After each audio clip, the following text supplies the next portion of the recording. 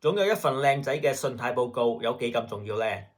喺英國生活，唔多唔少都會聽過乜嘢係信貸報告。其實每個喺英國生活嘅人，每個月有冇準時還款俾財務機構，有冇準時繳交各類公用事業嘅帳單，例如能源、上網、電話費等，都會記錄喺報告當中，時間長達6年。連你係唔係選民登記裡面嘅選民都會記喺裏邊。喺英國，主要嘅信貸報告機構有3間，包括咗 Experian、Equifax 同埋 TransUnion。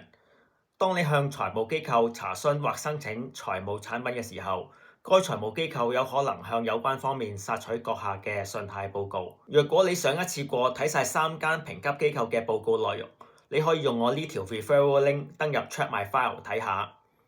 若果你想獲得更加多買樓同埋做按揭嘅資訊，可以 subscribe 我哋嘅 channel。